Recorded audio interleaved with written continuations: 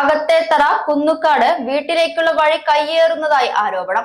കുന്നുക്കാട് ശ്രീനിവാസ് വീട്ടിൽ മാണിക്കന്റെ മകൻ എം വിജയശങ്കറാണ് വാർത്താ സമ്മേളനത്തിൽ ആരോപണം ഉന്നയിച്ചത്.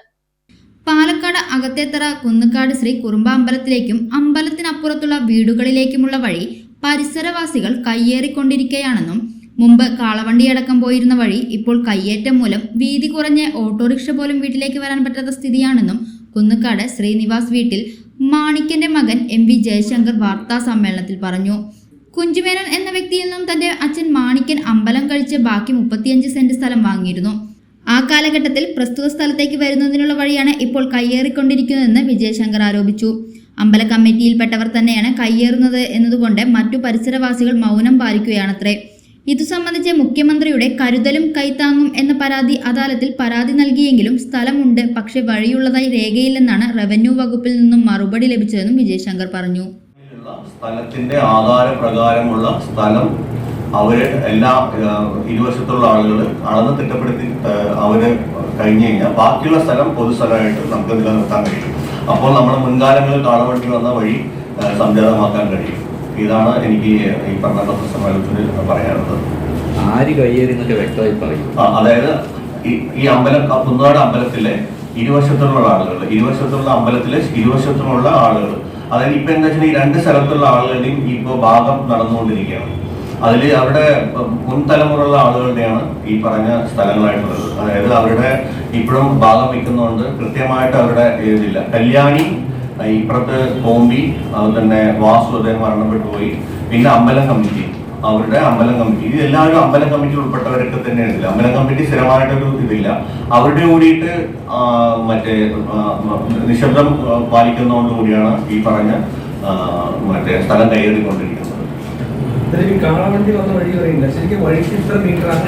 അതായത് വഴിക്ക് മുൻകാലങ്ങളിൽ എന്താ വെച്ചിട്ടുണ്ടെങ്കിൽ ഈ കാളവണ്ടി വന്ന വഴി എന്ന് വെച്ചിട്ടുണ്ടെങ്കിൽ ഞങ്ങളുടെ വീടും അമ്പലം കൂടിയിട്ട് 36 4 സെന്റ് ചേർന്നിട്ടുള്ള സ്ഥലമാണ്. അപ്പൊ ഈ അമ്പലത്തിലേക്കുള്ള വഴി എന്ന് പറഞ്ഞാൽ അവിടെ തേക്കിന്റെ കാടൊക്കെയായിരുന്നു. അമ്പലത്തിലെ വിശേഷങ്ങൾക്ക് ആവശ്യങ്ങൾക്ക് വേണ്ടി വന്നുകൊണ്ടിരുന്ന സ്ഥലമാണ്.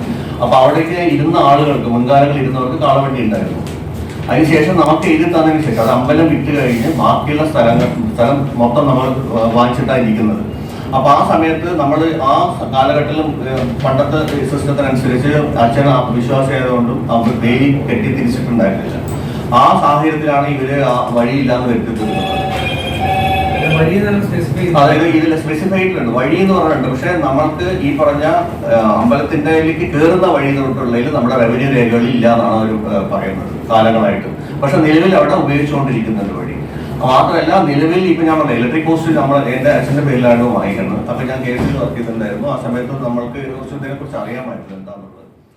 പഞ്ചായത്ത് അധികൃതരും സർവേ അധികൃതരും സംയുക്ത പരിശോധന നടത്തിയെങ്കിലും നടപടി ഉണ്ടായില്ലെന്നും പറഞ്ഞു.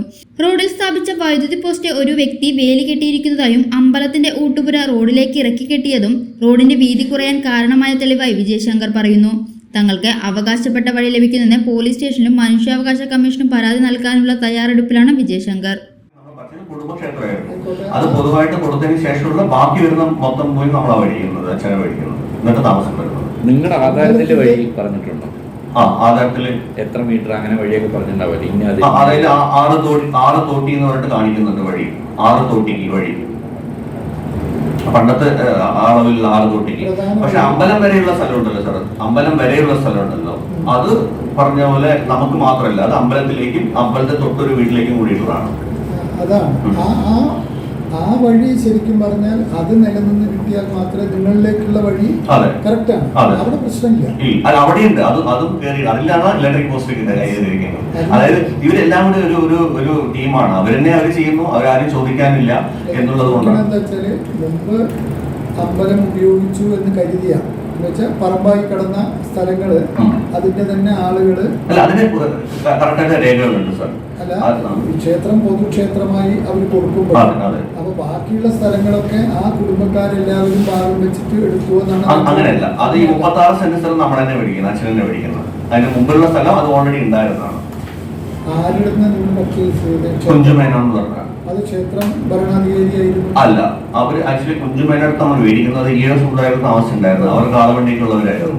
അവരെ നിന്ന് കുഞ്ഞുമേനോൻ പർച്ചേസ് ചെയ്തിട്ട് അതിൽ നിന്നാണ് അച്ഛൻ മേടിക്കുന്നത്. അച്ഛൻ മേടിക്കുമ്പോൾ എന്താ വെച്ചിട്ടുണ്ടെങ്കിൽ ഈ പറഞ്ഞ മറ്റേ 4.25 സെന്റ് സ്ഥലത്തോളം ഈ അമ്പലത്തിന് തയ്ച്ചിട്ട് അവർക്ക് നടപടി കൊടുത്തതിന് ശേഷം ബാക്കിയുള്ള ഭൂമി നമ്മൾക്ക് എഴുത്തുന്നതാണ്.